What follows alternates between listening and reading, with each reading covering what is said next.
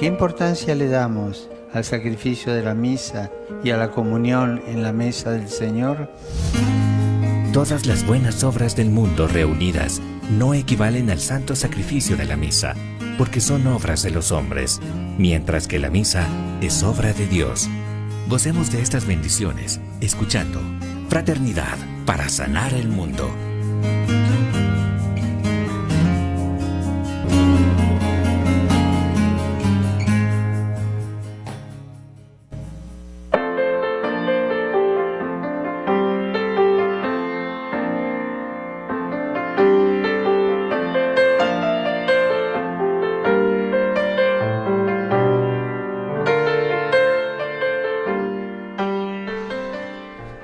Buenos días a todos nuestros amigos que a esta hora de la mañana nos escuchan y nos siguen a través de la señal de Radio María en Ecuador y a nivel internacional también a través de cada una de las plataformas digitales. Hoy es el programa número 22, Fraternidad para sanar el mundo, en camino al 53º Congreso Eucarístico Internacional. Les saluda Valeria Gavilanes y tengo el agrado de contar con una invitada muy especial.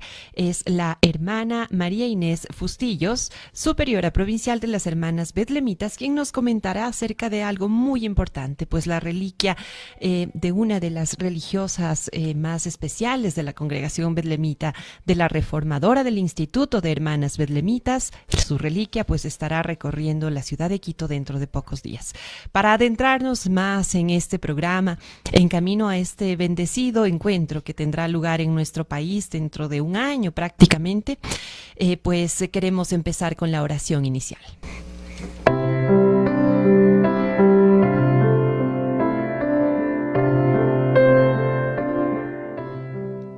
Señor Jesucristo, pan vivo bajado del cielo, mira al pueblo de tu corazón que hoy te alaba, te adora y te bendice.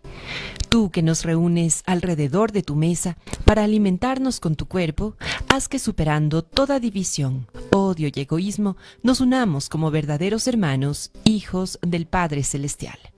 Envíanos tu espíritu de amor para que buscando caminos de fraternidad, paz, diálogo y perdón, colaboremos para sanar las heridas del mundo. Amén.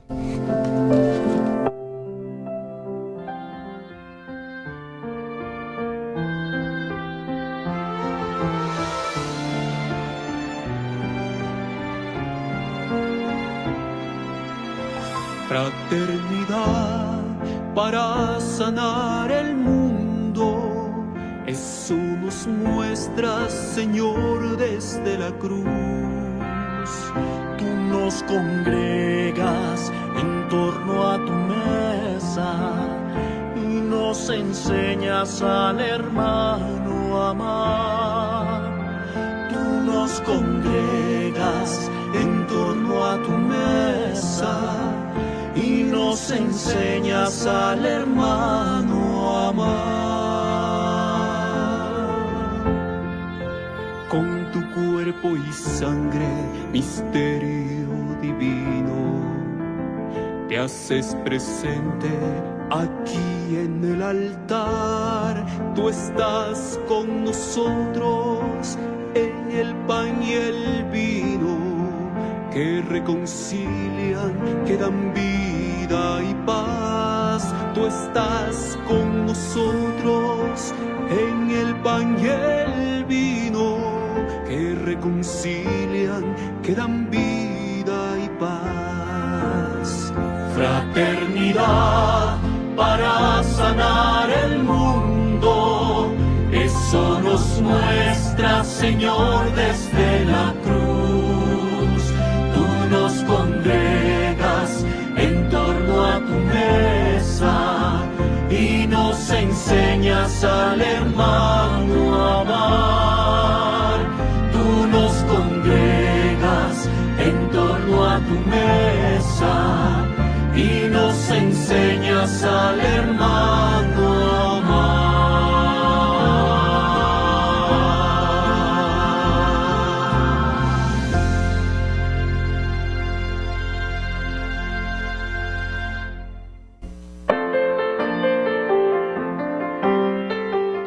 Acabamos de escuchar el himno oficial del 53 Congreso Eucarístico Internacional, que se llevará a cabo del 8 al 15 de septiembre de 2024. Como sabemos, estamos avanzando, encaminándonos hacia este maravilloso encuentro en donde esperamos que el Santo Padre pueda estar presente. Sin embargo, quisiera este momento también comentarles que ya pronto se realizará la Asamblea General Plenaria en nuestro país, es decir, un año exactamente antes de este evento tan importante, ya se realizará esta Asamblea General Plenaria en la ciudad de Quito del 11 al 15 de septiembre. Al respecto les estaremos dando información mucho más detallada en nuestros programas de cada día jueves. Por el momento les comentamos que el Evangeliario, símbolo importantísimo del Congreso Eucarístico Internacional 2024, pues ya empezó su recorrido por la ciudad de Quito, ya empezó a recorrer los monasterios de Quito desde hace 2 días, y el día viernes de la semana entrante pues se presentará el documento base del Congreso Eucarístico Internacional, y ahí también tendremos este símbolo maravilloso. Al respecto conversaremos un poquito más adelante. Son noticias que necesitamos darlas a conocer para que se vayan emocionando, entusiasmando también, porque el Evangeliario, símbolo del Congreso Eucarístico, pues visitará cada una de las provincias de nuestro país en los próximos días y semanas. Así que pues todos sintonizándonos con este maravilloso camino que nos conduce hacia este encuentro precioso que nos congrega como Iglesia Católica, y no solamente como iglesia, sino como fraternidad, como bien el lema lo dice, fraternidad para sanar el mundo. Ahora damos inicio a nuestra entrevista. Como les había comentado, tenemos una invitada muy especial en esta mañana. Es Sor Inés Fustillos. Ella es la superiora de la congregación Bedlemita en nuestro país. Hermanita Inés, gracias por acompañarnos. Nosotros estamos en este programa, pues básicamente hablando acerca de lo que es la Eucaristía y este camino que nos lleva a la fraternidad. Dentro de su congregación Bedlemita, ¿cuál es la dimensión eucarística que ustedes manejan? Muchísimas gracias, Valeria. Un saludo cordial a la audiencia de Radio María. Creo que para responder a este cuestionamiento debo referirme a los orígenes de nuestro instituto, y de modo particular a la Beata Madre María Encarnación Rosal, considerada como la reformadora del Instituto de Hermanas Bedlemitas. El Instituto de Hermanas Bedlemitas tiene origen en el siglo XVII, por el año 1657, con el santo hermano Pedro de Betancourt, que es el fundador de la Orden de Belén, de los Hermanos de Belén. Estamos hablando del siglo XVII, quien también nos ha heredado un carisma y una espiritualidad, indudablemente basada también en ese amor al Dios que se manifiesta en Belén, pero también a ese Dios que lo contempló, que lo adoró, que lo veneró también en la Eucaristía. Pues en esta mañana quiero hacer referencia a nuestra Madre Encarnación, considerada como la reformadora. Y a propósito de que, perdón que le interrumpa, va a hacer alusión a la hermana reformadora, esto se debe, como le había dicho hace un momentito, a que dentro de pocos días nosotros vamos a tener la visita de la reliquia de la hermana reformadora en la ciudad de Quito, ¿verdad? Así es, hemos iniciado el 25 de agosto pasado la peregrinación de la reliquia de la Beata Madre María Encarnación Rosal desde la ciudad de Pasto, donde se conserva su cadáver, su cuerpo, que permanece incorrupto por 137 años ya. Pues el objetivo de esta peregrinación es difundir la vida, obra y pensamiento de la Madre María Encarnación Rosal, con el fin de que los fieles, al conocer su vida, ejemplo de servicio y entrega, se encomienden a su intercesión, para así alcanzar el milagro que haga posible su pronta canonización, esto como estímulo y testimonio de fe para el pueblo de Dios. A partir de esta fecha, la reliquia está recorriendo las diferentes diócesis con la aprobación de los obispos de cada jurisdicción. Hemos tenido ya la presencia de la reliquia en la diócesis de Tulcán, que fue del 26 al 29 de agosto. Hoy, partir de las 11 de la mañana, estará llegando a la diócesis de Ibarra, donde permanecerá a partir de hoy, del hoy 31 de agosto hasta el 3 de septiembre. Y llegará a la arquidiócesis de Quito el 4 de septiembre y permanecerá hasta el 10 de septiembre. Pues de antemano agradecemos a Monseñor Alfredo José Espinosa por la apertura que nos ha dado para que esta reliquia también visite la arquidiócesis de Quito. Hermana Inés, ¿cómo fue la vida de Madre María Encarnación Rosal? Usted nos dice que se tiene su cuerpo incorrupto y demás. Primero cuéntenos un poquito qué significa reformadora. Ya, estamos hablando de que los orígenes del Instituto de Hermanas Belemitas fue en el siglo XVII con el santo hermano Pedro. Él es originario de Vilaflor, Islas Canarias, en España. Él, a la edad de sus 25, 26 años, viene a América buscando realizar una misión. Sintió el llamado del Señor y dice que él sentía que debía llegar a América. Entonces, él emprende un viaje largo, extenso, desde Vilaflor, Canarias, y llega a Guatemala. Pues después de transcurrido varios años de viaje, llega a Guatemala, donde él empieza a sentir el llamado de Dios, a cuidar de los pobres, de los desvalidos, y esto lo hace él a través de esta experiencia que vive de contemplar el misterio de Belén. De ahí el origen de nuestro nombre, Betlemitas. Nuestras constituciones, en el numeral 2, dice que la experiencia evangélica de Pedro de San José Betancourt se centra en el misterio de la encarnación, misterio del Hijo de Dios que se hace hombre, se manifiesta en Belén y su entrega hasta la muerte. Revela así el amor del Padre en actitud de pobreza y humildad para llevar a todos los hombres a la filiación divina. Esta contemplación del misterio del Verbo encarnado lo lleva a Pedro a vivir en una actitud de humildad, de pobreza, de penitencia y servicio, de modo especial a los más necesitados. En su época, la atención a los convalecientes, a los enfermos que no habían recobrado completamente su salud, pero eran ya dados de alta en los hospitales para atender a otros enfermos, y él se dedica a atender a ellos. Inicia con un hospital para convalecientes donde les daba los cuidados necesarios hasta que puedan restablecerse.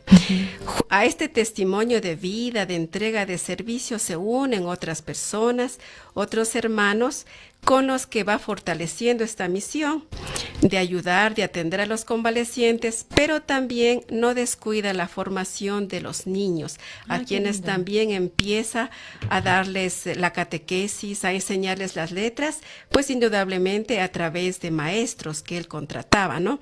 Y él se dedicaba específicamente a enseñarles la doctrina. Esto estamos hablando del año 1657, ¿no es cierto? Es el siglo XVII, la presencia del hermano Pedro, concretamente en Guatemala. Él fallece en 1667, pero este legado lo deja a sus hermanos, que ya se habían aumentado en esa época. Fray Rodrigo de la Cruz, su sucesor, logra la aprobación desde Roma y inicia la Orden de los Hermanos de Belén. Esta orden que se extendió durante el finales del siglo XVII, XVIII y parte del XIX, por varios lugares de América. Se conoce que los hermanos de Belén estuvieron aquí en Quito, en el hoy conocido Museo de la Ciudad, donde pues fue el hospital. Estuvieron los hermanos de Belén, estuvieron por Argentina, estuvieron por México, por diferentes lugares. Fue una orden que creció. Pero en el siglo XVII, estamos hablando de 1820, las órdenes comienzan a ser como perseguidas por la corriente neoliberal que existía en los países de Centroamérica. Entonces, esta corriente liberal, pues ejercida entre los años 1873 y 1885, persigue a la Iglesia Católica y a todo aquello que la representaba. Entonces, la Orden de Belén es expulsada y termina prácticamente en 1820, fecha en la que nace providencialmente la Madre Encarnación Rosal en Quetzaltenango, Guatemala. Y bueno, qué importante lo que usted nos está comentando, porque de lo que nos ha dicho hasta ahora, con datos históricos, pues esta obra nace un poco de la contemplación. Así es. Más de la encarnación de Jesús. Y posteriormente también no es únicamente un asunto de oración, sino más bien un acto de servicio, como nos mencionaba, que visitaban hospitales y demás. Eso encaja perfectamente con el mensaje del Congreso Eucarístico Internacional, partir de la Eucaristía, de la oración y dirigirnos hacia la fraternidad. Sí, precisamente estamos hablando, pues me preguntaba hace rato de por qué la reformadora. Entonces, la Madre Encarnación pues nace en 1820 y a la edad de 18 años ella siente este deseo, este llamado del Señor a vivir su vida como de manera más radical e ingresa en el entonces conocido Beaterio de Belén, que dice la historia pues se encontraba en un espacio como de decadencia, y es ahí donde la Madre Encarnación, al ingresar a su convento, siente la necesidad de reformarlo, de darle un nuevo aire espiritual. Inicia la reforma organizando las constituciones, porque ellas vivían con la regla antigua de los hermanos de Belén. Inicia fortaleciendo el espíritu de las hermanas, y con las que iniciará la reforma será con las nuevas hermanas que ella forme, porque en su convento ella fue elegida priora, fue elegida prefecta de las internas, que era a la que las beatas se dedicaban, luego fue elegida superiora. Entonces, en esos espacios es los que ella aprovecha por llamado, por invitación del Señor, a iniciar una reforma y a fortalecer la orden, ¿no es cierto?, el Beaterio de Belén, y darle una nueva vitalidad desde su experiencia. Entonces, es decir, que la religiosa reformadora fue sumamente valiente, pues sí, recibió ataques la iglesia en aquella época, y el mismo fundador tuvo esta situación, pues de ella decidió continuar. Así es, a la Madre Encarnación se la conoce por su vida espiritual, su entrega, su experiencia con el Señor, a quien dedicaba espacios largos de oración. Sus constituciones dice que tenían las hermanas un espacio de hora en la mañana de oración y otra hora en la tarde, pero ella dedicaba más espacio. Dice que poco dormía. Entonces las hermanas la encontraban a la noche, a la madrugada, haciendo oración. Es una mujer de una espiritualidad muy profunda, muy fuerte. De ahí que también podemos hablar de, entre otras de sus virtudes, la fortaleza, porque tuvo que afrontar persecuciones, de modo especial de los gobiernos, ¿no?, que en su momento la acogían por el cariño que sentían el pueblo por las hermanas. Pero llegó un momento en el que también las expulsaron a ellas, y tenemos que las belemitas fueron expulsadas el 13 de febrero de 1874, fueron expulsadas de su propia Guatemala, luego se dirigieron pues rumbo a Costa Rica, al mismo Quetzaltenango.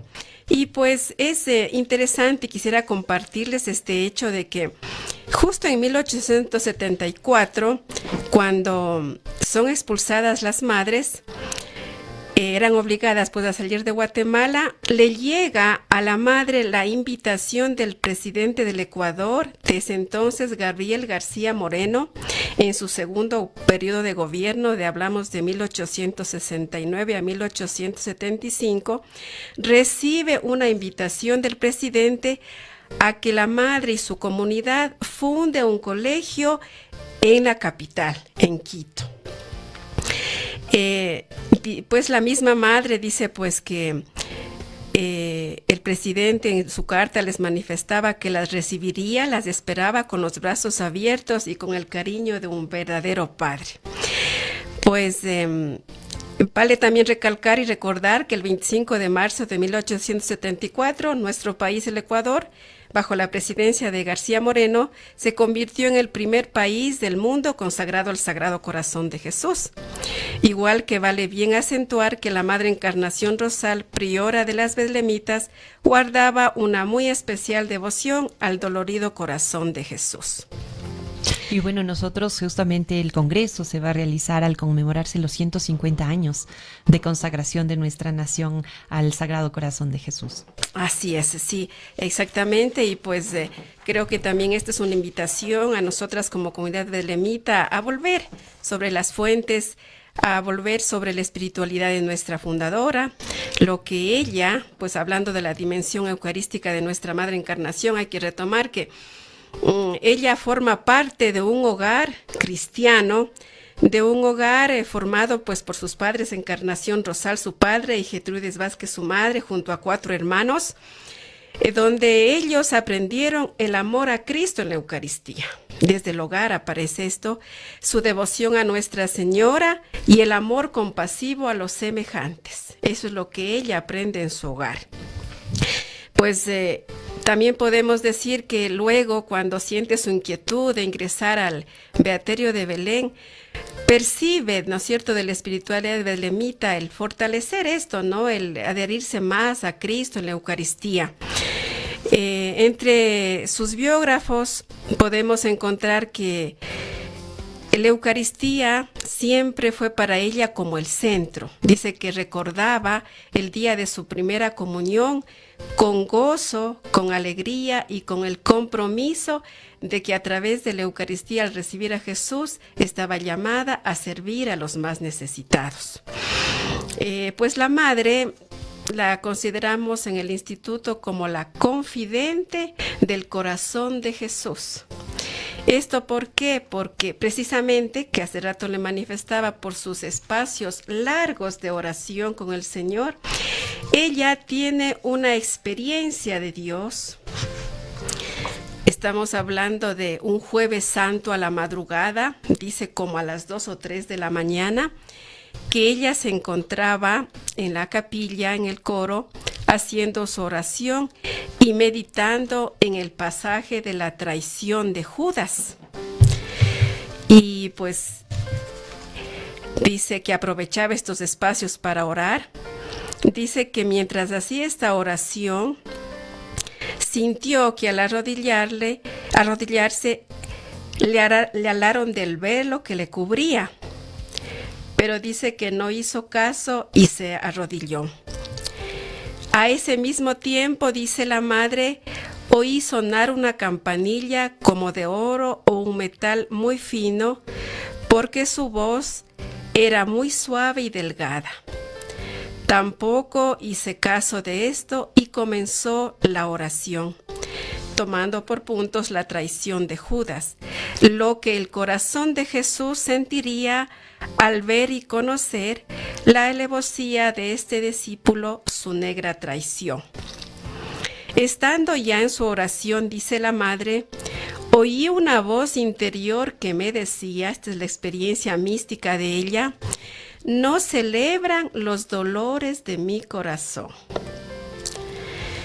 A esto se siguió el fijarse sin dejar de pensar en esto. Quedó en su mente resonando esto que ella sintió, no celebran los dolores de mi corazón. Dice la madre, pasados unos días, acabando de comulgar, teniéndole aún, oí la misma voz interior que me decía, no celebran los dolores de mi corazón. Este pensamiento resonó en la madre por varias ocasiones. Sin embargo, ella se resistía a qué es lo que hay que identificar el mensaje. Y justo en esa época estaba la peste, ¿no? El cólera, que pues mató a mucha gente, incluso algunas hermanas del mismo convento. Y la madre vivía entre sufrimientos, entre penas de ver a sus hermanas, de sentir la necesidad del pueblo, la gente que sufría, que moría, y sintiendo esta experiencia de ella que no le daba paz, que no le daba tranquilidad, hasta que dice que en un momento ella le dijo al corazón de Jesús, ¿no? Le dijo que, o sea, ¿y por qué yo? ¿Por qué yo? Entonces el Cristo le dice, porque no hay otra más baja que tú. Entonces, más humilde. Entonces dice que ella se enterneció en un dulce llanto y entendió lo que el corazón de Jesús le pedía, y dice pues que no le importaría pasar las vergüenzas, lo que sea, con tal de promover la devoción a su corazón. Qué bonito, hermanita. Bueno, nada más para continuar con un pequeño corte musical, justamente de ustedes, porque de lo que un poco revisé, llegaron ya a Ecuador, a Tulcán, el 14 de agosto de 1886, luego de toda esta devoción, este trabajo, y ahora ya están en muchas provincias de nuestro país, con educación para niñas, para jóvenes, y vamos a escuchar una de las canciones muy características de las betlemitas de nuestro país. Muchas gracias.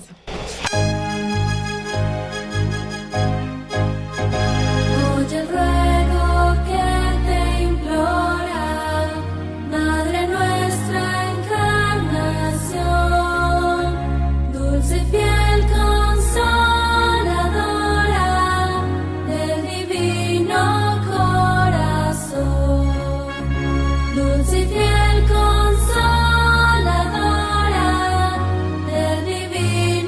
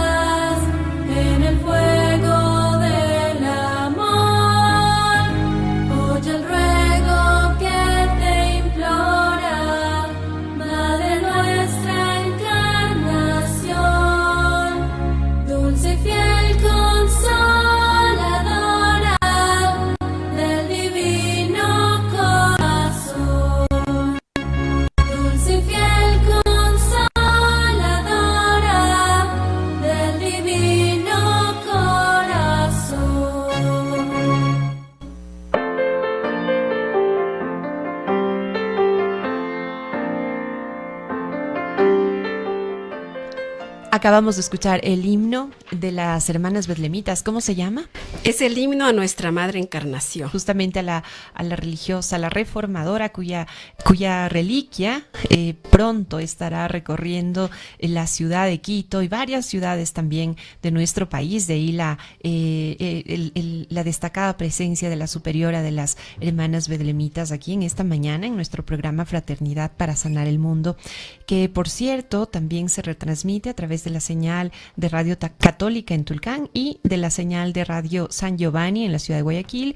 Es en línea, y los días viernes a través de la señal de La Voz de María en la ciudad de Guayaquil. A propósito de Tulcán, que es la ciudad en donde ustedes llegaron en 1886, pues tenemos saludos y nos dicen por interno: tenemos en Tulcán la obra Betlemita, 137 años de misión perenne. Saludos desde Tulcán en sintonía. Saludos también de nosotros hacia ustedes. De igual manera, otra persona, Cristina Espinosa, le envía saludos a la hermana Inés. Que Dios bendiga su corazón. Su hija, una ex betlemita, estuvo ahí. Es una educación con amor y para el servicio. Continuemos un poquito con la historia de la hermana en Encarnación. el himno hemos escuchado uno de los versos que dice: dulce y fiel consoladora del divino corazón. Entonces retomamos pues esta experiencia de nuestra Madre Encarnación, que ella siente que el corazón de Jesús le pide reparar sus dolores. Entonces vamos hoy a hacer referencia un poco a la reparación. ¿Reparación de qué? Reparación de los pecados, la conversión de los pecadores de su época, es lo que entiende la madre. Y pues ella inicia una celebración el 25 de agosto de 1857, inicia una primera celebración el 25 de agosto, es en reparación a los dolores del corazón de Jesús. ¿Reparar qué? Tenía dos motivos.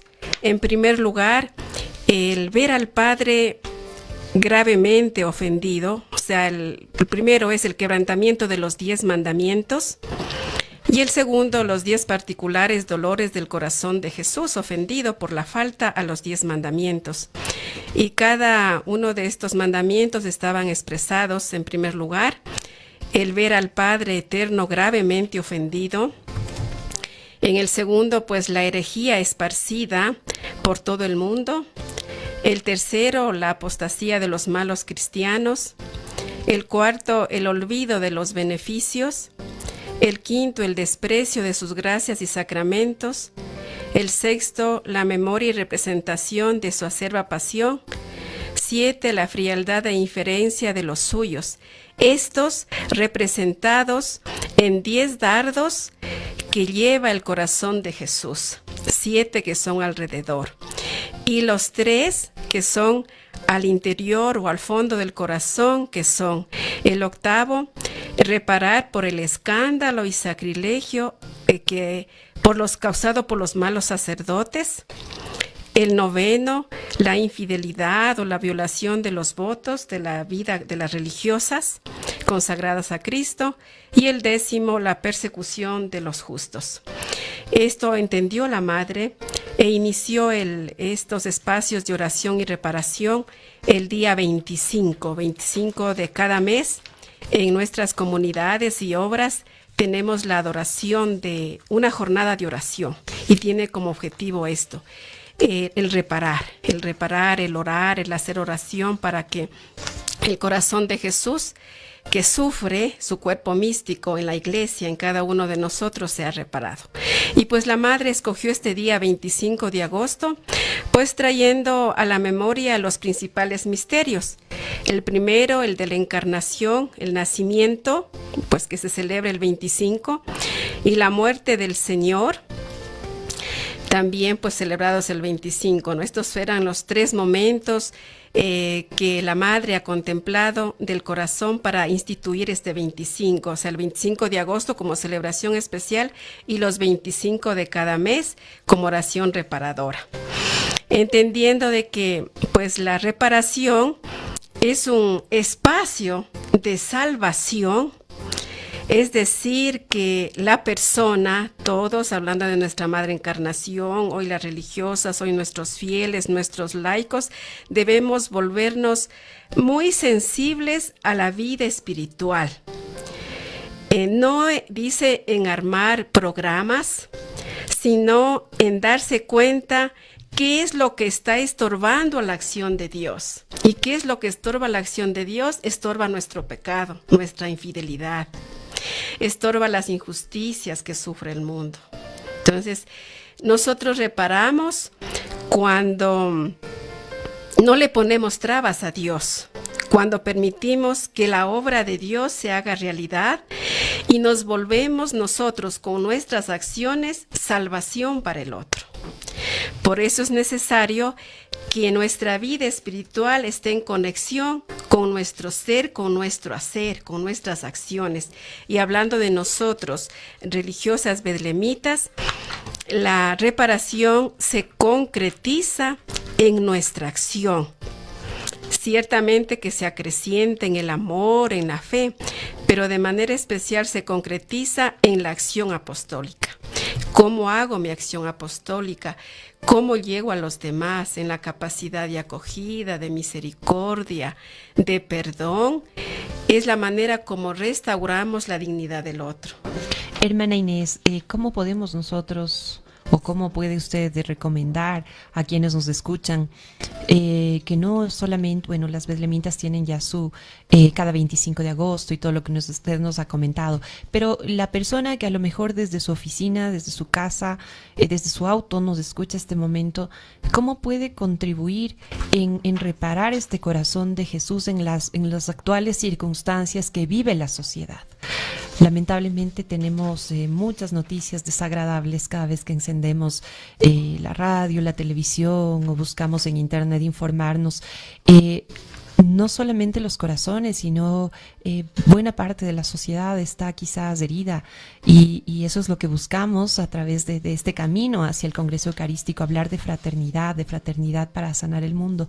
Y si bien es cierto, usted nos ha comentado esta preciosa historia de la reformadora de las betlemitas, cómo la sociedad en su conjunto puede de alguna manera contribuir en esta reparación del corazón de Jesús. Bueno, hablamos de que la reparación viene a partir de una experiencia personal de cada persona, porque la experiencia de nuestra Madre Encarnación es distinta a la que podemos experimentar hoy cada betlemita, y eso depende de nuestra fidelidad, de nuestra conciencia, de que somos llamadas a una relación íntima con el Señor, para escuchar al Señor y, como manifestaba hace rato, para no estorbar con nuestras infidelidades a los planes, al proyecto de amor que Dios tiene para la humanidad. Entonces, cuando nosotros, desde esta experiencia de encuentro con el Señor, logramos transformar nuestra vida debe volverse auténtica, debe volverse con esa capacidad de perdón, con esa capacidad de ser honestos, con esa capacidad de ser justos, con esa capacidad de ser acogedores, hablando de tanta situación de pobreza, situación que viven nuestros hermanos migrantes, la capacidad de acoger. Entonces el corazón nuestro se vuelva a restaurar la dignidad del otro. Restauro la dignidad del otro cuando soy capaz de no mirar con diferencia a los demás, cuando soy capaz de acoger, de tratarlos con cariño, de buscar maneras y medios para ayudar. Pero sobre todo, cuando yo soy fiel al Señor en las invitaciones que Él me hace. Pero puedo escucharlo al Señor cuando le he dedicado espacios largos y profundos para escucharle a Él a través de su palabra, a través de las realidades concretas que encontramos en la familia, encontramos en la sociedad, encontramos en nuestros espacios de trabajo. Gracias, hermana. Y bueno, justamente hablando de esta importancia de la oración, de la contemplación, en el Congreso Eucarístico, este momento, como les manifesté al principio, está ya recorriendo el símbolo, el evangeliario símbolo del Congreso Eucarístico, varios monasterios de la ciudad de Quito. Por ejemplo, el día martes inició en el Monasterio de la Inmaculada Concepción, el día miércoles en Santa Catalina de Siena, el día de hoy está en Santa Clara de Nuestra Señora del Rosario. El día de mañana estará en el Carmen Alto, el día sábado en el Carmen Bajo y el día domingo en el Monasterio de la Encarnación de Madres Agustinas. Bueno, eso les daremos a detalle luego, pero a lo que quiero llegar es a que de la misma manera como usted nos ha manifestado que es necesaria esos tiempos con Jesús, ese encuentro íntimo con Jesús, pues como parte del camino del Congreso estamos entregando este evangeliario a la oración y a la contemplación de religiosas que están en sus claustros orando y que bien cabe lo que usted acaba de mencionar, también en la sociedad nosotros debemos dedicarle ese tiempo, quienes somos personas laicas, que trabajamos, en fin, poder darle ese tiempo de contemplación al Señor para poder ir sanando el corazón y poder ir restaurando también sus heridas. Sí, pues realmente una persona que es de experiencia de Dios experimenta como compromisos más profundos. Indudablemente está la contemplación como esta realidad de gracia vivida por la persona, por el creyente, como don de Dios, que le hace capaz de reconocer al Padre en el misterio de la comunidad trinitaria, es decir, a Dios Padre, a Dios Hijo, a Dios Espíritu Santo, a través de los hermanos. Por lo tanto, pues el recurrir a la palabra de Dios, el orarla, el meditarla, nos ha de llevar necesariamente al encuentro con el otro, con la persona que necesita. Así es, y como se da, ahora ya nos damos tiempo para el gimnasio, nos damos tiempo para comer, nos damos tiempo para dormir, también démonos un tiempito pues para destinarle a la contemplación. Tenemos una llamada telefónica, nos dice Pablito. Buenos días, le escuchamos. Buenos días, le saluda Mercedes Vaquero. Mucho gusto, Mercedes. Mercedes. Del MITA, del Colegio Sagrado Corazón de Jesús, de las Madres Belemitas, de la Magdalena. Quiero felicitarle al programa y a la Reverenda Madre, porque yo aprendí a adorar al Santísimo en mi niñez gracias a las enseñanzas que nos dieron. Mi madre que me dirigió en la catequesis fue la Madre Conchita Narváez, una santa. ¿Qué nos enseñaron en el colegio? Adorar a Dios en Eucaristía. Soy adoradora. Amar a María en el rosario de la madrugada, 4 o 5 de la mañana. Nos hacían ir a las niñas chiquitas y íbamos con la alegría más grande.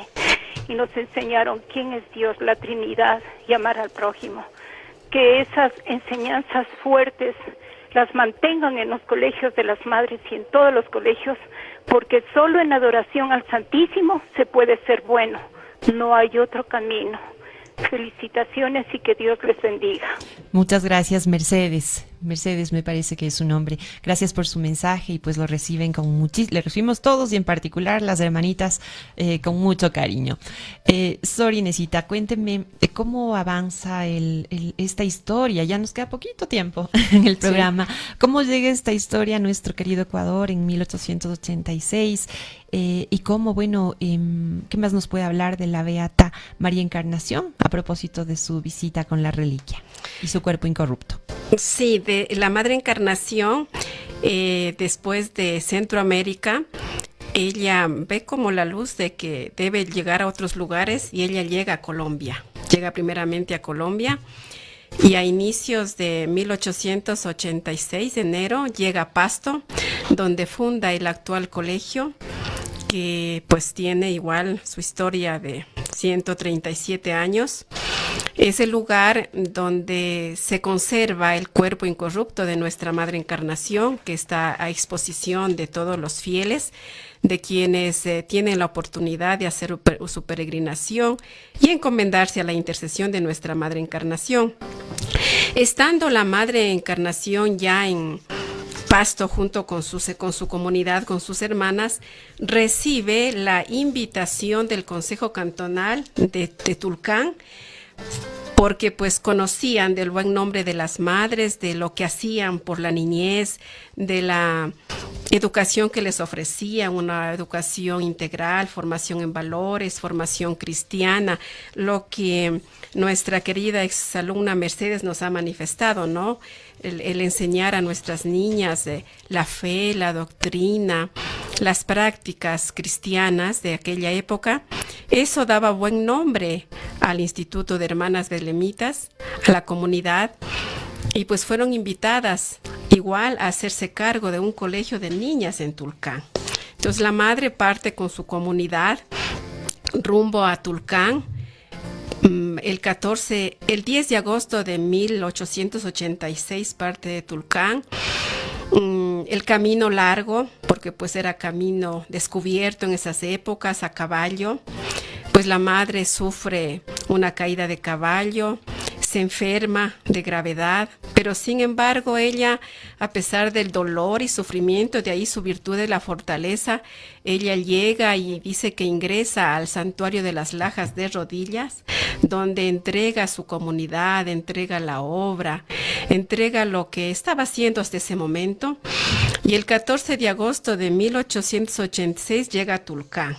Llega a Tulcán recibida con mucho cariño por el pueblo de Tulcán, que dice que se reunieron el pueblo en sí para recibir, para darles una fraternal acogida a las madres.